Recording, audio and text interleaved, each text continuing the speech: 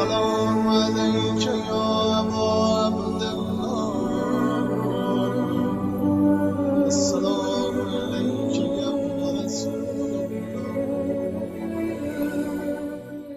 أعوذ بالله من الشيطان اللعين الرجيم بسم الله الرحمن الرحيم الحمد لله رب العالمين الصلاة والسلام على أشرف الأنبياء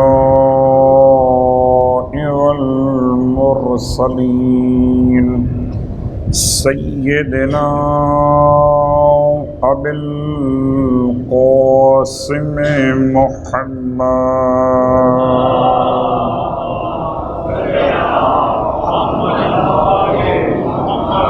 وقال أهل بيته الطيبين الطاهرين واللعنة الدائمة على أعدائهم أجمعين أما بعد فقد قال الله تبارك وتعالى في كلامه الحميد وفرقانه المجيد قوله الحق وهو أصدق القائلين بسم الله الرحمن الرحيم والذين آمنوا وعملوا الصالحات في روضات الجنات لهم ما يشاءون عند ربهم ذلك الفضل الكبير ذلك الذي يبشر الله عباده الذين آمنوا وعملوا الصالحات قل لا أسألكم عليه أجرا إلا المودة في القربى ومن يقترف حسنة نزد له فيها حسنا إن الله غفور شکور صلوات پڑھیں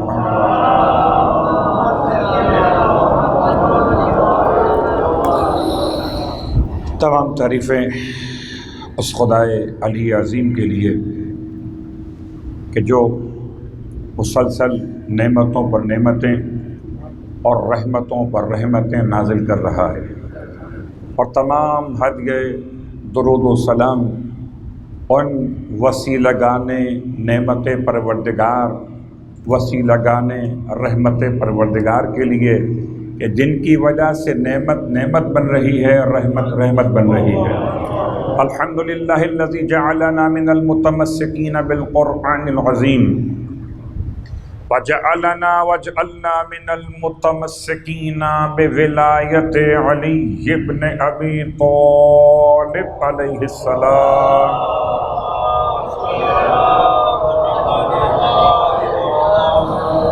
عظم اللہ اجورنا واجورکم بمصابنا بالحسین علیہ السلام وجعلنا وإیاکم انشاء اللہ من الطالبین بثأرہ مع ولیہ الامام المہدی من آل محمد علیہ السلام۔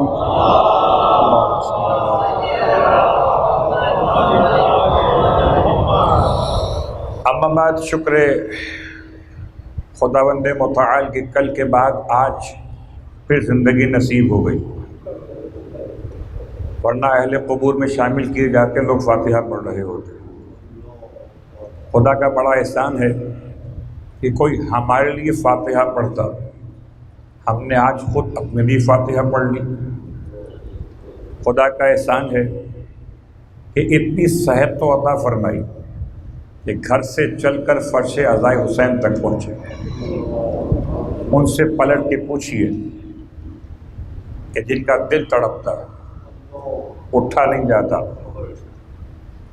ہر سال فرش عزا پر ہوتے تھے، اس سال بستر میں پڑے ہوئے، کئی مسئلہ آکسیجن کی کمی کا ہو چکا، کئی مسئلہ شدت مرض کا بڑھ چکا۔ شکر خدا ادا کیجئے کہ تندرستی ایک نہیں 1000 نعمت ہے، اور اس پر مزید نعمت یہ کہ خدا نے پریشانیوں سے بچایا تو یہاں چلے آئے۔ ورنہ ہو سکتا ہے کسی بلا میں مبتلا ہوتے۔ اس کے ساتھ ساتھ کہ پروردگار نے ایک اور احسان کیا کہ اس نے ہم سے ذکر حسین کی توفیق سلب نہیں کی، ورنہ آپ کو بہت سے گھومتے پھرتے مل جائیں گے، سب کچھ ہے مگر ذکر حسین کی توفیق۔ صلوات پڑھے محمد وعلیہ۔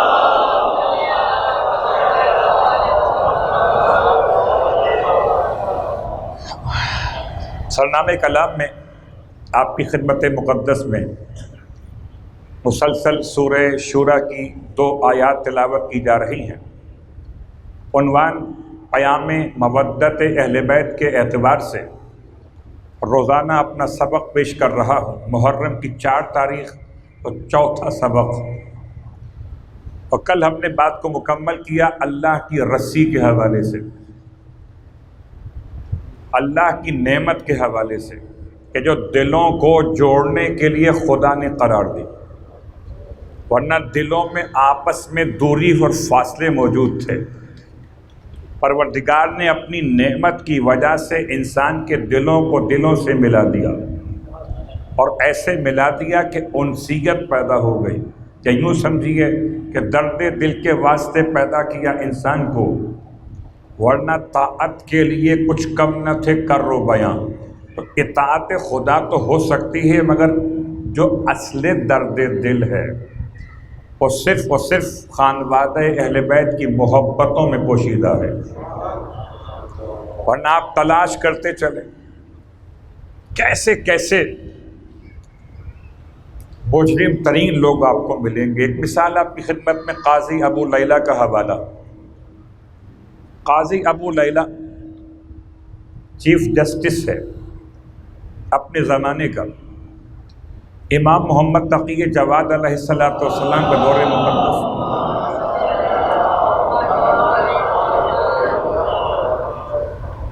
اور جب دربار میں بنو عباس کے یہ قاضی ابو لیلہ اپنے پڑوسی سے تذکرہ کر رہا ہے، وہ واقعہ پیش کر رہا۔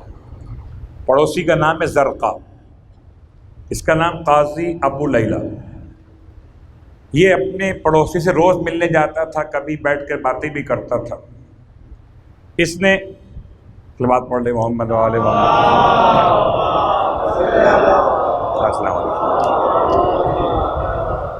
اس نے اپنی پریشانی بیان کی جب اس کے چہرے پر پڑوسی زرقہ نے دیکھا آج تو رنگ اڑا ہوا ہے۔ پوچھا خیریت تو ہے؟ کیا خیریت؟ ساری عزت خاک میں مل گئی۔ ہوا کیا ہے؟ ہوا یہ کہ کل دربار بنو عباس میں ایک چور کو لایا گیا جس نے چوری کی تھی،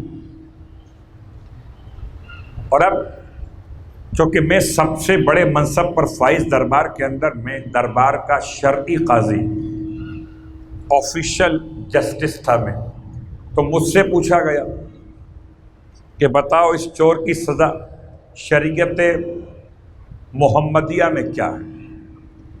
تو میں نے 2 قرآن کی آیتیں پڑھی، السارق والسارقۃ فاقطعوا ایدیہما، چور مرد ہو یا چور عورت ہو، ان دونوں کے ہاتھ کاٹ دیے جائیں۔ اب ہاتھ کہاں سے کاٹے جائیں یہ مسئلہ مشکل تھا، تو میں نے اس کے جواب میں جو آیت پڑھی وہ پڑھی آیت وضو۔ وضو کی آیت میں پروردگار کا اعلان کہ دھو لیجئے اپنے چہرے کو اور دھو لیجئے اپنے ہاتھوں کو کونیوں تک، فاغسلوا ایدیکم الی المرافق۔ تو میں نے بتا دیا کہ قرآن کہتا ہے کہ اس کے ہاتھ کاٹ دو کونیوں سے۔ تو خلیفہ وقت نے باقی علماء سے رائے لی، آپ بتائیے کسی نے پڑھ دیا اس آیت کو جو تیمم کی آیت ہے کہ اگر پانی نہ ملے تو تمہیں چاہیے کہ پاکیزہ مٹی پر ہاتھ رکھ کر اپنے چہرے کا مسح کرو اور اپنے ہاتھوں کا مسح کرو کلائیوں تک. تو انہوں نے کہہ دیا کہ چور کے ہاتھ کاٹے کلائیوں سے. بدقسمتی. ابو لیلہ کہتا ہے اس وقت دربار میں 25 سالہ نوجوان فرزند امام رضا علیہ الصلوۃ والسلام 25 سال. اب کچھ 70 سال کچھ 60 سال کا بڈھا پرانا فیصلے سنانے والا آفیشل چیف جسٹس کے منصب پر فائز اور دیگر علماء بھی بیٹھے ہوئے. 25 سال نوجوان امام کا بیٹا امام، اس سے پوچھ لیا گیا. تو پہلے تو انہوں نے جواب دیا کہ جب یہ آپ ان سے پوچھ چکے ہیں اپنے علماء سے تو پھر مجھے اس سے معذور سمجھیں، آپ اس پہ عمل کر لیجیے، آپ کا مسئلہ ہے. کیا نہیں آپ کو بتانا پڑے گا. امام نے جواب میں ارشاد فرمایا کہ چور کے ہاتھ کاٹے جائیں نہ کونی سے اور نہ کلائی سے. آپ نے سورہ جن کی آیت کوٹ فرمائی وَأَنَّ الْمَسَاجِدَ لِلَّهِ، کہ جتنی مساجدیں سب اللہ کے لیے ہیں. بہت غور کیجیے گا، مجھے کبھی کبھار بڑی حیرت ہوتی ہے کہ جب اس آیت کو مومنین بھی اپنی مسجد کی دیواروں پہ لکھواتے ہیں. امام تقی جواد نے اس کی تفسیر جو بیان کی ہے تو عمارت کو مسجد نہیں کہا گیا. صلوات پڑھے محمد و آل محمد.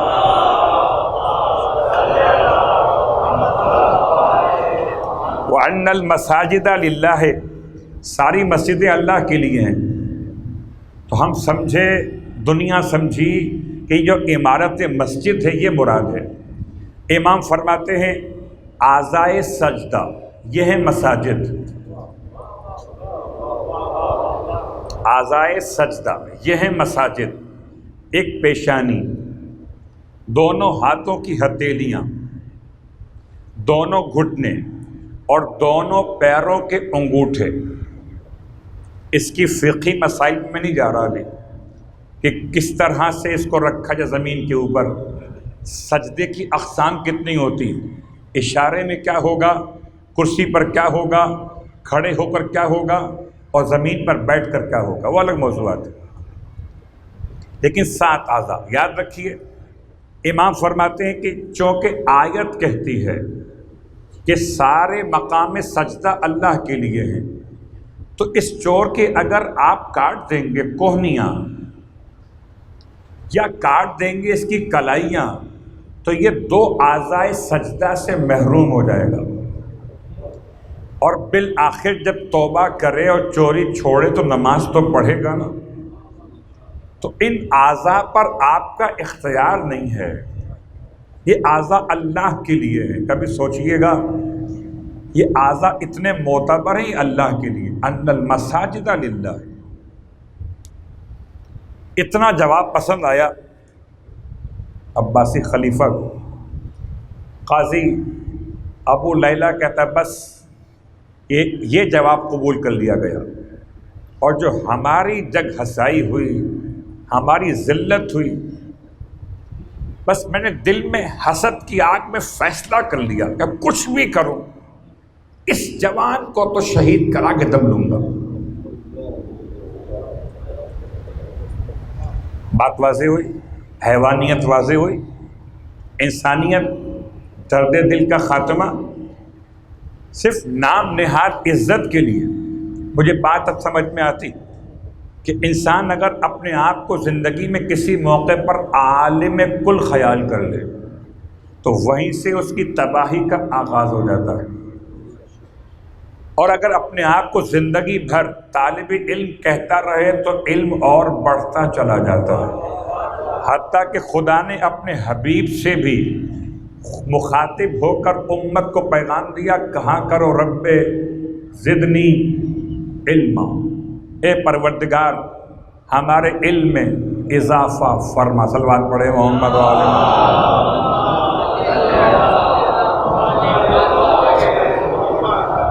تو مسئلہ علم تک آ پہنچا. انسان اہل بیت سے محبت کس بنیاد پر کرے؟ اہل بیت میں خصوصیات کیا ہے؟ اہل بیت کا مقام و مرتبہ یہ اپنے مقام پر.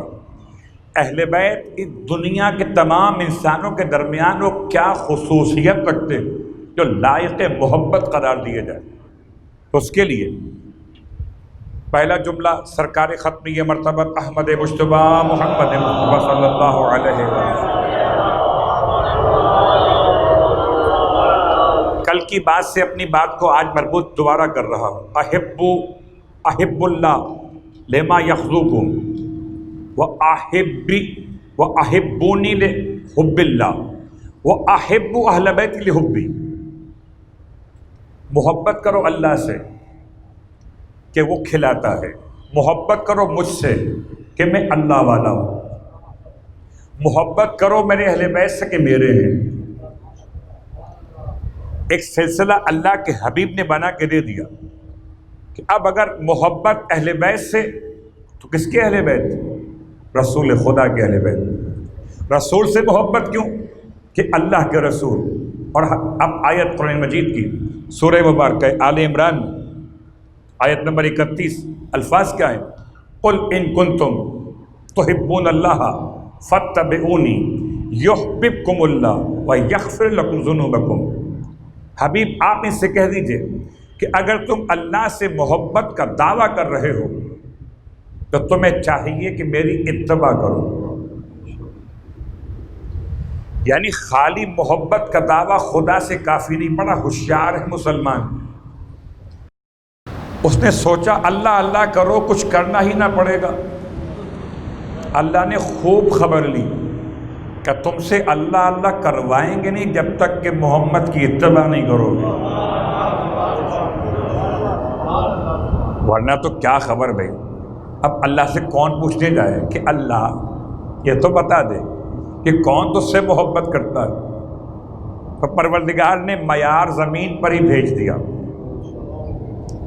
آسمانوں کے زمینوں کے پروردگار نے کائنات کے خالق اور مالک نے معیار محبت الہیہ کو بیان کیا ختمیہ مرتبت کی اتباع کے اندر. جو جتنی اتباع مصطفیٰ کرتا جائے گا اتنا خدا کی محبت کے دلیل قائم کرتا جائے گا. پروردگار نے پھر انعام کا اعلان بھی کر دیا کہ اگر تم اتباع مصطفیٰ کر لو گے تو پھر بے فکر ہو جاؤ میں خود تم سے محبت کرنے لگوں گا. اب غور کیجئے گا کہ ایک جملہ نہیں، دو نہیں، تین نہیں، کتنی بار ایسا ہوا. حضرت ام سلمہ کا واقعہ.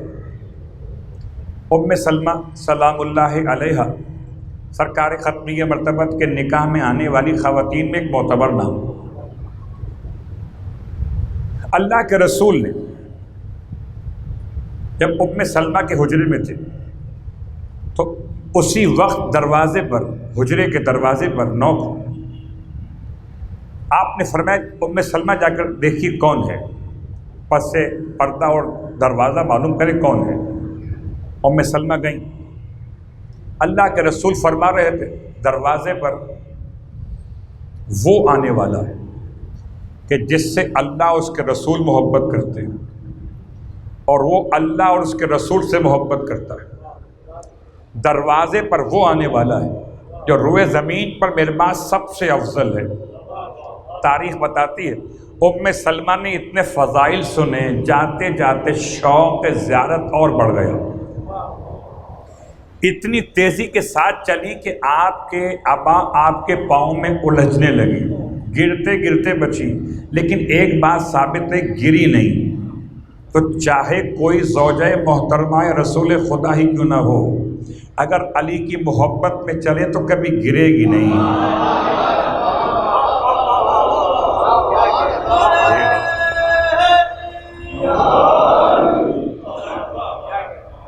گرنے کے بعد پکارے تو فائدہ کیا؟ صلوات پڑھیں محمد و آل محمد.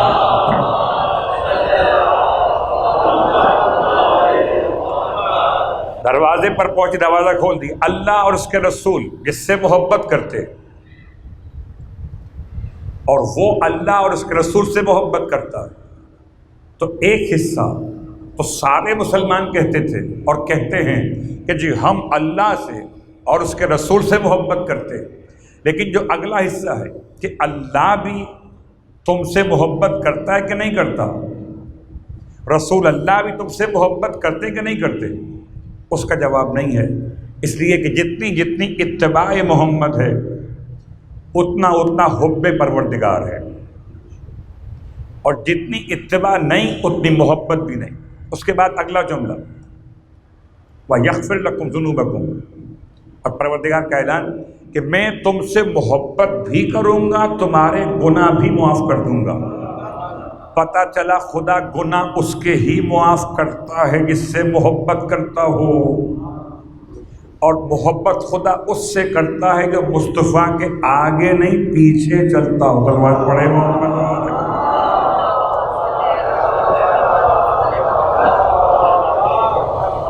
اب بہت سے مسئلے مسائل تو ہو جاتے ہیں نا، اور آپ کو تو پتہ ہی ہے کچھ مسئلے مسائل سمجھ میں نہیں آتے، تو ہو سکتا ہے کوئی بزرگ شخصیت بھی کبھی کوئی ایسا سوال کر بیٹھے، اور ہوا ہے۔ چچا ہے اللہ کے رسول کے چچا حضرت عباس ابن عبد المطلب، اس میں کوئی شک نہیں کہ اللہ کے رسول کے چچاؤں میں سے حضرت عباس کا نام بہرحال محبت کے ساتھ لیا جاتا ہے، مگر حضرت ابو طالب علیہ السلام کی طرح نہیں، وہ الگ بات ہے۔ اور کبھی اگر یہ بات سمجھ میں ہمارے اور آپ کے نہ آئے، یہ ممکن نہیں، کسی کو سمجھانا ہو تو اس سے اتنا جملہ کہیے گا۔ یہ قرآن کا تیسرا پارہ کون سا ہے؟ تلک الرسل، کیا نام ہے؟ تلک الرسل۔ اگلا جملہ کیا ہے؟ فضلنا بعضهم علی بعض، اور رسول تھے کہ ہم نے ان میں سے بعض کو بعض پر فضیلت دی۔ اگر خدا کے سارے رسول برابر نہیں ہیں تو رسول کے سارے صحابی برابر کیسے ہو گئے؟ اگر خدا کے سارے رسول برابر نہیں ہیں تو رسول کے سارے صحابی برابر کیسے ہو گئے؟ تو ہے تو فرق۔ حضرت عباس بھی چچا اور حضرت ابو طالب بھی چچا۔ عباس کی اولاد عباسی کہلائی، اور ابو طالب کی اولاد ابو طالب کی نہیں، مصطفیٰ کی اولاد کہلائی۔ آج آپ ڈھونڈ لیجئے، آپ پوچھیں کسی سے سید، آپ سید ہیں، کیا مطلب؟ اولاد رسول۔ سید کا مطلب کیا ہے؟ حالانکہ سید کی اقسام ہیں، اب لوگ اگر شیخوں کو بھی سید کہنے لگے وہ الگ بات ہے، پھر یہ سید ہوگا انگریزی والا، صلوات پڑھے محمد والے محمد، اٹ مینس مسٹر، یعنی مطلب محترم۔ تو لفظ سید اللہ کے رسول کی اولاد کے لیے، حالانکہ یہ اولاد رسول اللہ کون؟ اولاد ابو طالب۔ سرکار فرماتے کہ پروردگار نے ہر نبی کی ذریت کو اس کے صلب میں رکھا، ہر نبی کی ذریت کو اللہ نے اس کے صلب میں رکھا، اور میری ذریت کو اللہ نے صلب علی ابن ابی طالب میں رکھا۔ تو ذریت مصطفیٰ کی ہے، صلب علی ابن ابی طالب کا ہے۔ اب تو قربت پہچانی ہے، اللہ اکبر۔ تو حضرت عباس اللہ کے رسول کی بارگاہ میں، ایک اشارہ میں نے کل کیا تھا حضرت عباس کے حوالے سے، جنت میں جانے کے حوالے سے، ایک اشارہ آج کر رہا ہوں، بہت مشہور روایت۔ کیا روایت؟ مدینہ منورہ کی مسجد نبوی، ڈونیشن تو کون دیتا کہ ڈونیشن دینے قابل کوئی مسلمان تھا ہی نہیں. یہ تو بیچارے خود انتظار میں رہتے تھے کہ کب کوئی جنگ فتح ہو صدقہ ذوالفقار سے.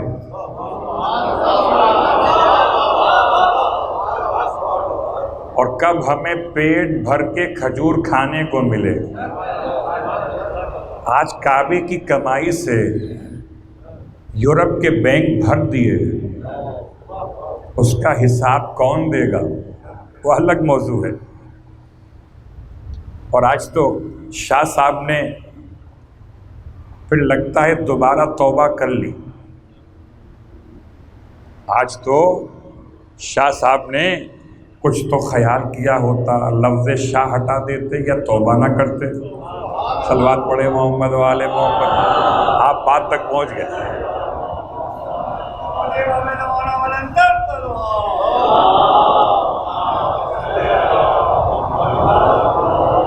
سارا مسئلہ سیٹ کا ہے. کرسی چھن جاتی،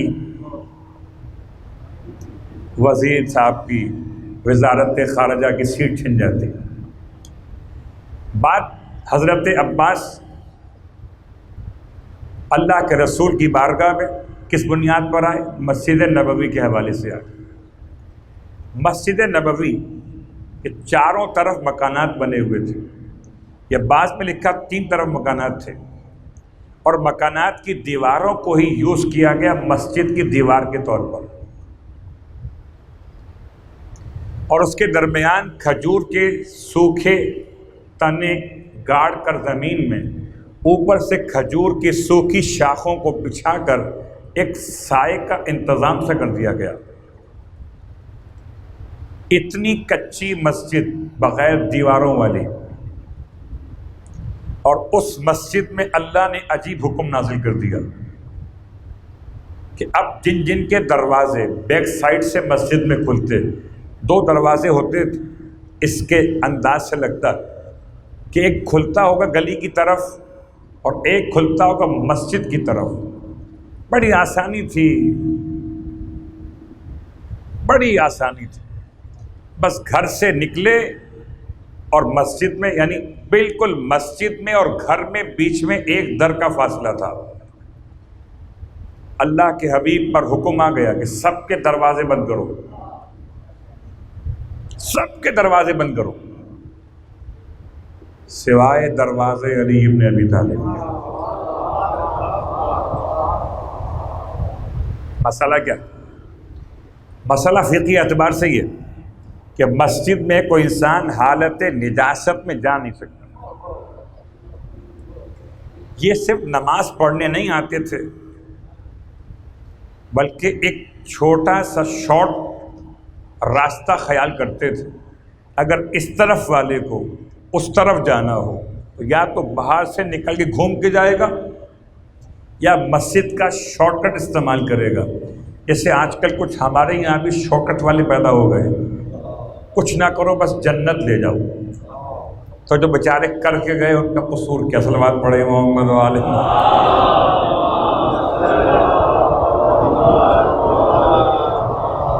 تو شارٹ کٹ کیا تھا کہ اسی گیٹ سے آؤ، مسجد سے گزرتے ہوئے نکل جاؤ اس طرف. اور مسجد، کوئی بھی مسجد یہ تفریح کا مقام نہیں ہے، پکنک پوائنٹ نہیں ہے. میں بہت سخت جملہ آپ کی خدمت میں عرض کروں. بسا اوقات ہمارے یہاں کچھ ایسے اجتماعات جو مسجد میں ہوتے ہیں، کبھی نکاح کے حوالے سے، کبھی مجالس ایصال ثواب یا دیگر اور معاملات میں. تو مسجد کے آداب یہ ہیں کہ اگر آپ مسجد میں آئے ہیں اور کوئی نماز کا وقت نہیں ہے تو آپ مسجد سے بغیر نماز پڑھے ہوئے باہر نہیں جائیں گے. اگر آپ مسجد میں آئے اور نماز کا وقت نہیں ہے تو آپ مسجد سے نماز پڑھے بغیر نہیں جائیں گے. وقت نہیں تو کوئی بات نہیں، تو کم از کم 2 رکعت نماز احترام مسجد کی نیت سے پڑھ لیجیے۔ خدا چاہتا ہے کہ جب بھی کوئی میرے گھر میں آئے تو ثواب کے بغیر نہ جائے۔ بھائی کیسے ہو سکتا ہے کہ میں آپ کے گھر آؤں اور آپ مجھے چائے پلائے بغیر صلوات پڑھے محمد وآلہ ایسے ہی ہے نا؟ یہ آپ کی بڑی توہین ہے کہ اگر آپ مجھے کچھ کھلائے پلائے بغیر بھیج دیں۔ تو اگر آپ کا کرم ایسا ہے تو خدا کا کرم کتنا ہوگا۔ اس سے بوجھ مت سمجھیے گا کہ لیجیے اب نئی بات شروع کر دی مولوی صاحب نے، اب مسجد میں نکاح ہو تو پہلے جاؤ وضو خانے، وضو کر کے مسجد میں آؤ، نکاح میں شرکت کرو، نکاح سے پہلے یا نکاح کے بعد نماز پڑھ لو۔ لیکن حکم فقہی یہی ہے کہ مسجد میں ہاں اگر کسی نماز کا وقت ہے تو وہ نماز کافی ہو جائے گی تحیت احترام کے عنوان میں۔ اگر کوئی نماز کا وقت نہیں ہے تو کوئی نماز پڑھنا ہوگی، اور نماز پڑھنے کے لیے حالت جنابت میں نماز نہیں ہو سکتی، حالت نجاست میں نماز نہیں ہو سکتی، تو پاک ہونا پڑے گا۔ اب یہ جو گزرتے تھے یہاں سے وہاں، نماز پڑھنے نہیں آتے تھے بلکہ مسجد کو راستہ بنا لیا تھا۔ جیسے پچھلے 10 دن میں ایک مسجد کی خبر چلی میڈیا پر کہ جہاں باقاعدہ ریکارڈنگ ہو رہی تھی، شوٹنگ ہو رہی تھی، اور وہ تمام تر نامناسب انداز سے مسجد کی توہین کا عنوان قائم ہو گیا تھا۔ ایسے بہت سارے واقعات، صلوات پڑھے محمد والے وقت تھوڑی بیان کرنے ہوگے۔ اب اگر آپ کے ہمارے دروازے بھی ہوں تو بند ہو جائیں گے، سب کے دروازے بند کر دو سوائے دروازے علی ابن ابی طالب کا۔ اگر سب برابر ہوتے تو سب کے دروازے بند نہ ہوتے، سب کے دروازے بند ہو کر ایک دروازہ کھلا رہا۔ اب تو امت سمجھے کہ صحابیت اور ہے اور امامت اور ہے۔ اللہ کے رسول نے کوئی تعصب نہیں کیا، اپنے چچا کا دروازہ بھی بند کر دیا، حالانکہ یہ چچا ہیں، وہ چچا کا بیٹا ہے۔ زیادہ قریب تو یہ ہوئے یہ چچا ہیں، وہ چچا کا بیٹا ہے، لیکن چچا کا بیٹا بنا کے نہیں، خدا کا ولی بنا کر، اپنا وصی بنا کر، مومنوں کا امیر بنا کر، متقین کا امام بنا کر، سب کے دروازے بند کرا دیے۔ جناب عباس اللہ کے رسول کی بارگاہ میں، اس سے پہلے جملہ سن لیں، جب چیمہ گوئیاں شروع ہوئی کیا ہو گیا؟ اب اگر چلیے آپ کی کوئی سواری، اس کا پیٹرول ضائع ہونے لگا ہو کہ جو گھوم کے اب جانا پڑے گا، جیسے مجھے یاد ہے اس شہر کی ترقی اور بربادی کے دونوں واقعات، کہ جب اس شہر میں بڑا کام ہو رہا تھا، آپ کو یاد ہوگا، تو یو ٹرن بہت دور دیے گئے تھے، تو لوگ کہتے تھے اتنا پیٹرول جلا کے یو ٹرن کر کے جائیں گے۔ تو مدینے میں کون سی ان کی گاڑیاں تھیں کہ اگر شارٹ وے بند ہو گیا، لانگ وے سے جانا پڑے گا آپ کو، تو آپ کو چلنا تو قدموں پر تھا۔ اللہ اکبر۔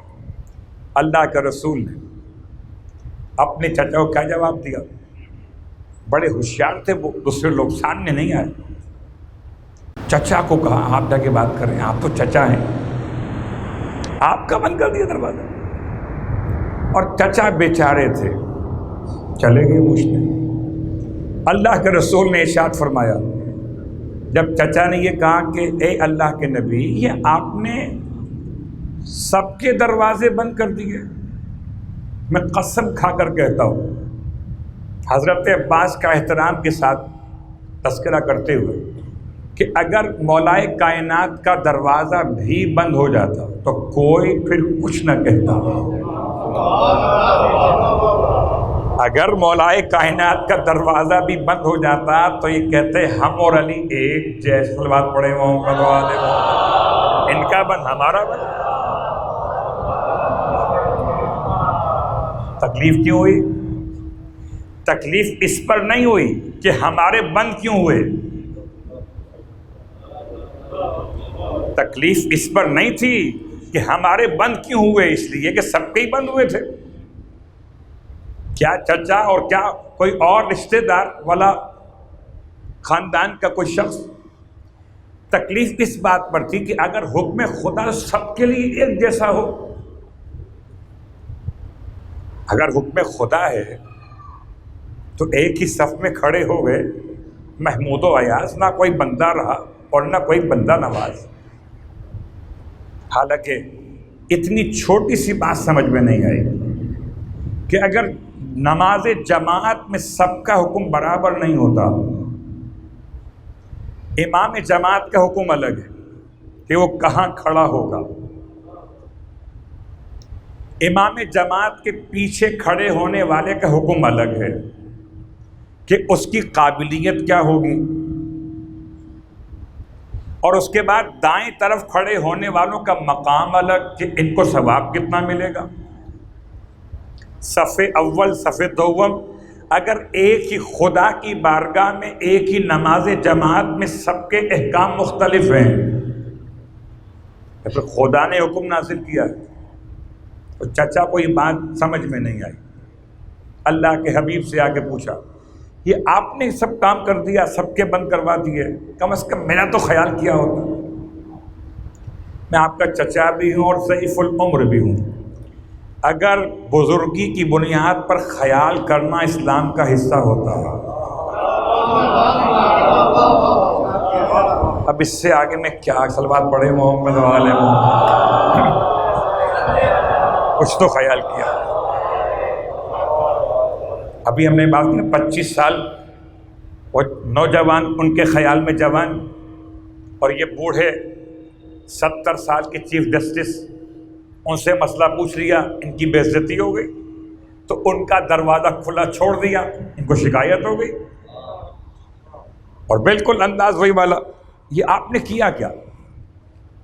اللہ کے رسول نے ارشاد فرمایا چچا نہ میں نے کسی کا در بند کیا۔ اللہ کے رسول بھی خوب جواب دیا کرتے تھے۔ اگر آپ یہ فرما دیتے جی میرا حکم ہے، کیا فرق پڑتا؟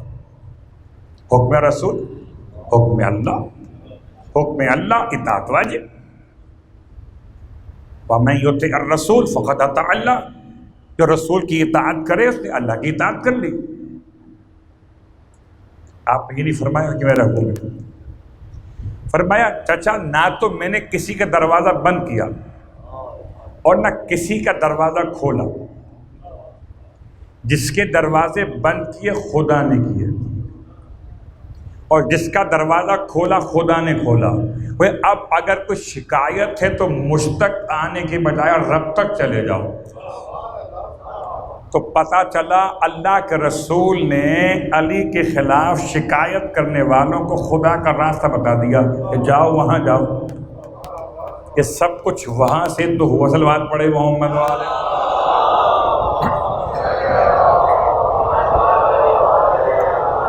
اب وہاں جائیں کیسے؟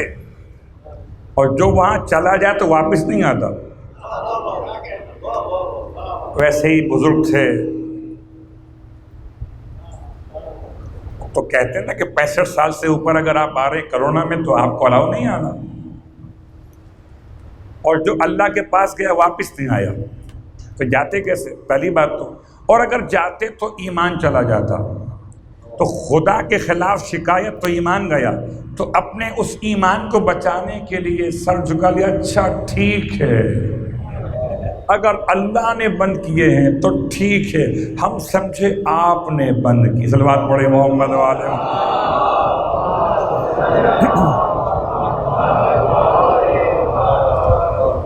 ایک چھوٹی سی مثال تھی اہل بیت کی محبت، اہل بیت کی ولایت، اہل بیت کی مودت، یہ انسان کو انسان بناتی ہے۔ یہ حیوانیت سے نکال دیتی ہے۔ اور اگر اہل بیت کی محبت نہ ہو تو پھر انسان شکل انسان میں ہو کر بھی، آدم کی اولاد ہو کر بھی حیوانات سے بدتر ہو جاتا ہے۔ بہت سارے مسائل ہو سکتے ہیں بیان، لیکن کبھی یہ سوچ کر اہل بیت کی محبت کا شکریہ ادا کیجیے کہ پروردگار نے اہل بیت کی محبت کو واجب کر کے اہل بیت پر احسان نہیں کیا، ہم پر احسان کیا۔ اہل بیت پر ہمارا کوئی احسان نہیں ہے، اہل بیت کا ہم پر احسان ہے کہ ہم درود پڑھتے ہیں اور قبول فرما لیتے ہیں۔ ہاں قبول کریں۔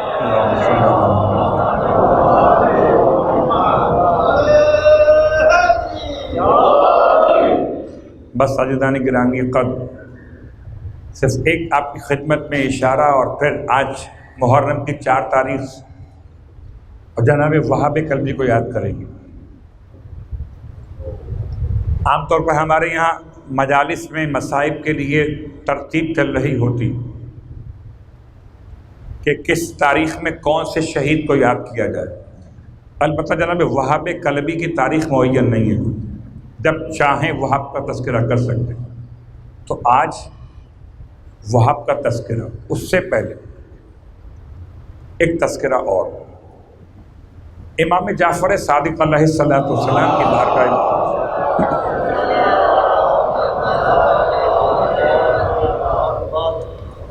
اللہ کے ولی اور حجت خدا کی بارگاہ میں ایک عیسائی جوان کا قبول اسلام، زکریا بن ابراہیم اس کا نام تاریخ نے بیان کیا۔ بہت مشہور واقعہ ہے، مگر کبھی عزادار عزا خانوں میں ایسے سنے، ورنہ ایثار ثواب میں عظمت والدہ کی عنوان پہ سنا تو بہت ہے۔ آج سنے فرش عزائے حسین، کیونکہ ہم بات کر رہے ہیں اہل بیت کی محبت کی، اور اہل بیت کی محبت یا پیام مودت کی بنیاد پر یہ زکریا بن ابراہیم مولا کے دستے مبارک پر اسلام لے آیا، اور جسے آل محمد کے گھر سے اسلام ملا، اسے اسلام کے ساتھ ساتھ ایمان ملا، اور ایمان کے ساتھ ساتھ نجات کا راستہ ملا۔ اب اس نے امام سے سوال کیا، مولا میرے گھر والے تو ابھی تک عیسائی ہیں، تو کیا میں اپنے گھر والوں کے ساتھ اب قیام کر سکتا ہوں، رہائش ان کے ساتھ رکھ سکتا ہوں یا نہیں؟ امام نے ارشاد فرمایا کہ اگر تمہارے گھر والے شراب اور خنزیر وغیرہ استعمال نہیں کرتے تم ان کے ساتھ رہ سکتے ہیں، اور میں تمہیں تاکید کرتا ہوں کہ تم اپنی ماں کے خدمت سے غافل نہ ہونا۔ ماں عیسائی، یہ ہے شیعہ مومن، چھٹے امام کا چاہنے والے۔ ماں کون؟ عیسائی۔ یہ کون؟ شیعہ۔ اب شیعان اہل بیت میں سے ماں عیسائی، امام فرماتے ہیں، اب غور کیجیے گا، میں اگر اپنے طور پہ دیکھوں تو مجھے تو نفرت سی ہونی چاہیے تھی، عیسائی میں شیعہ، وہ عیسائی میں شیعہ، اس کی خدمت میں کروں۔ اللہ اکبر۔ امام نے جب ارشاد فرما دیا، سر جھکا دیا، مولا آپ کے حکم پر جان بھی قربان، اتبع قل ان کنتم تحبون اللہ فاتبعونی، اتبع۔ اپنے گھر پہنچا اور سارے اپنے معمولات کو ایسے تبدیل کیا کہ ماں کے پاس بہت زیادہ ٹائم دینے لگا۔ اتنا ٹائم اپنی ماں کو دیا کہ ماں نے بالآخر پوچھ لیا کہ جب تک تو مجھ جیسا تھا، یعنی عیسائی تھا، تو ایسا نہیں تھا، اب تو کیسا ہو گیا؟ کہ میری ٹانگیں دباتا ہے، میرے سر کے بال سنوارتا ہے، سر کے بال میں تیل لگتا ہے، میرے کپڑوں کا خیال رکھتا ہے، میرے کھانے کا خیال رکھتا ہے، آخر یہ معجزہ ہوا کیسے؟ یہ کہتا ہے کہ مجھ سے میرے رہبر نے، میرے پیشوا نے مجھے حکم دیا ہے کہ میں آپ کی خدمت کروں۔ عیسائی عورت جسے کچھ نہیں پتا باہر کیا ہوتا ہے، اچھا یہ کیا تیرا پیشوا نبی ہے؟ کیا تیرا یہ رہبر نبی ہے؟ کہ نہیں، نبی نہیں ہے، نبی کا لخت جگر ہے۔ کہ بیٹا مجھے تو یہ وضاحت نہیں معلوم، اتنا معلوم ہے کہ جو ماں کی خدمت کا حکم دے وہ نبی ہی ہوتا ہے۔ اللہ، جو ماں کی خدمت کا حکم دے وہ نبی ہوتا ہے۔ تو پیغام نبوت والا چاہے نام منصب میں کوئی اور ہو، اس نے اپنی ماں کو اتنا زیادہ متاثر کیا کہ ماں نے کہا بیٹا اب تو جب ایسا ہو گیا اس دین میں آنے کے بعد تو مجھے بھی دین سکھا دینا۔ کبھی ماں بچے کو دین سکھائے، کبھی بچہ ماں کو دین سکھائے۔ اگر اتباع آل محمد ہو جائے تو بچہ بھی ماں کو دین سکھاتا ہے۔ گھبرائیے گا نہیں، بات بڑی خاص ہے، صرف اس مثال میں نہیں ہے۔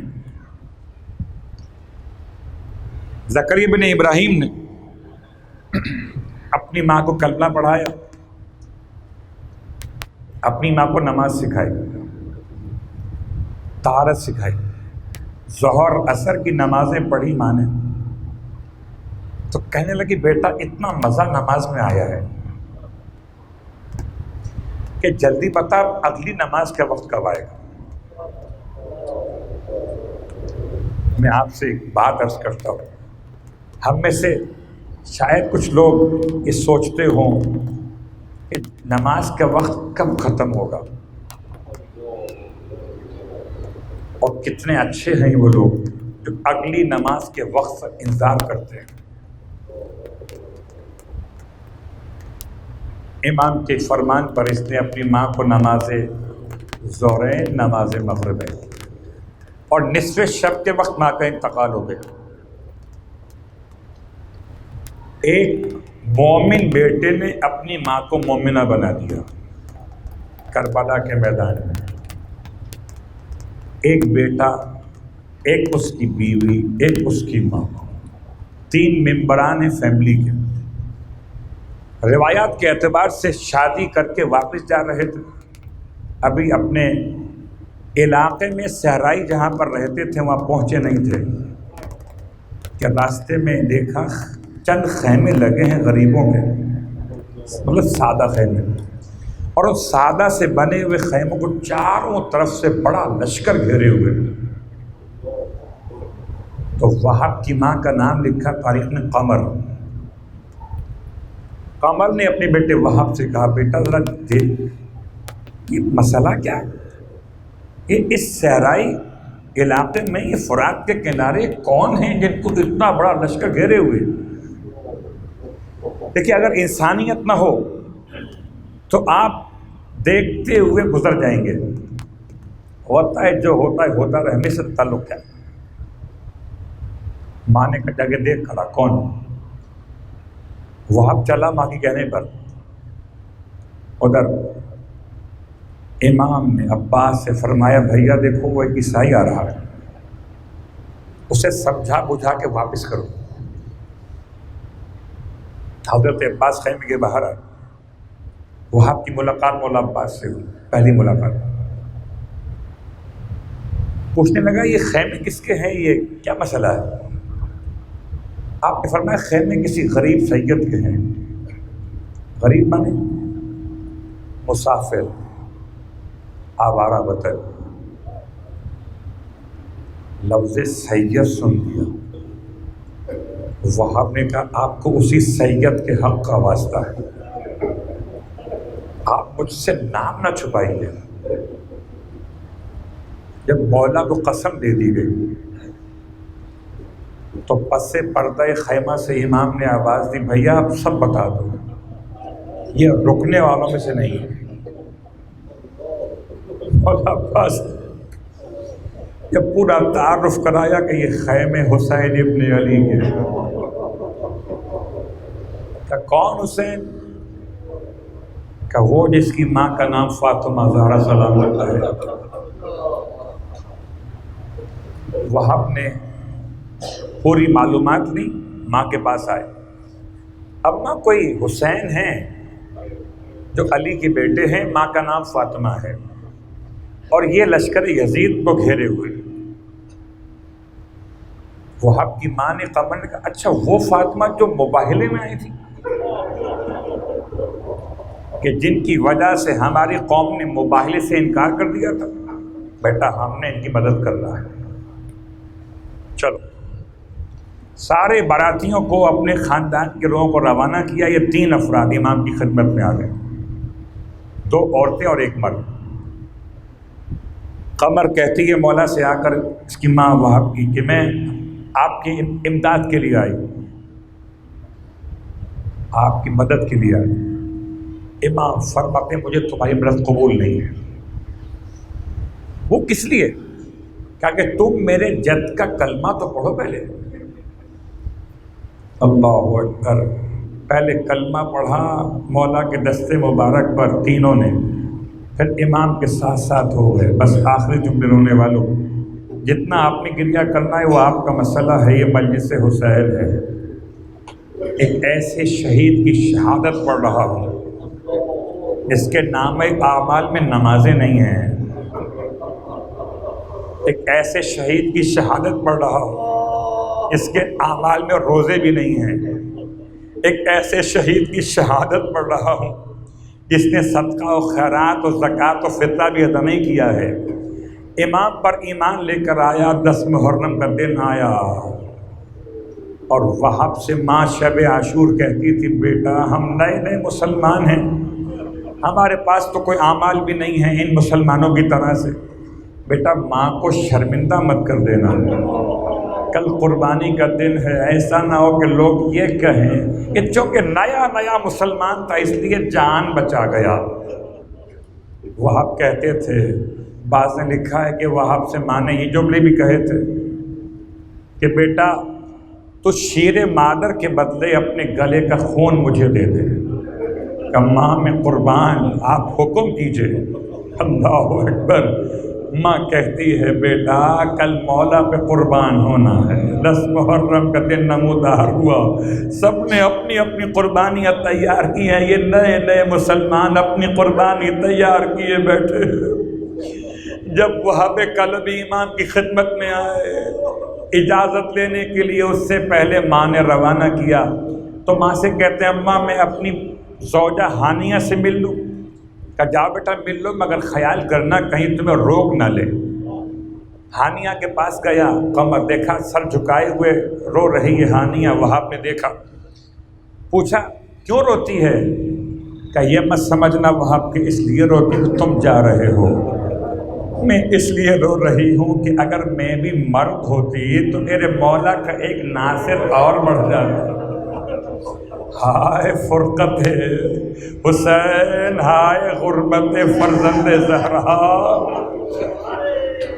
ہانیہ کہتی ہے وہاب سے کہ مجھے مولا کے پاس لے کے چلو، میں مولا کے سامنے تم سے کچھ باتیں کرنا چاہتی ہوں۔ دونوں نئے میاں بیوی امام کی خدمت میں آئے اور امام کو سلام کر کے دونوں کہتے ہیں کہ ہانیہ آپ سے کچھ کہنے آئی ہے مولا۔ کہو بیٹی کیا کہنے آئی ہو؟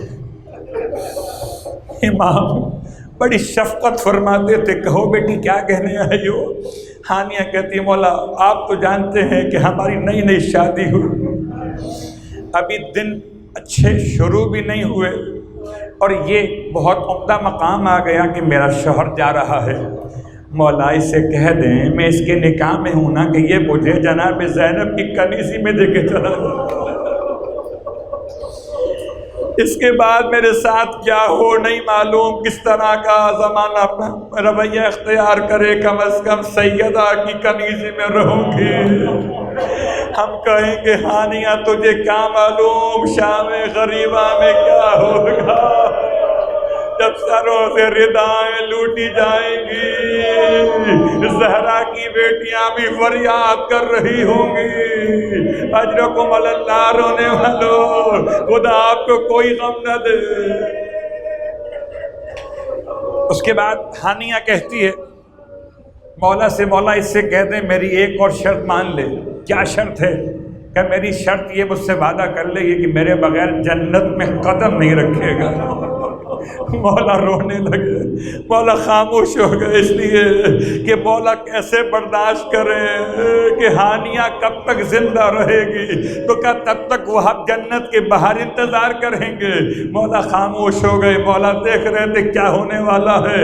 اگلے لمحات کے اندر وہ میدان کربلا میں آئے اور ماں کا کلیجہ اتنا پریشان تھا، نکل کے باہر آگے خیمے سے، نئے نئے مسلمان ہیں اس لیے اتنے احکامات معلوم نہیں ہیں، نکل کے باہر آ گئی، اپنے بیٹے کو لڑتے ہوئے دیکھا، شجاعت دے رہی تھی کہ بیٹا آگے بڑھ اور آگے بڑھ۔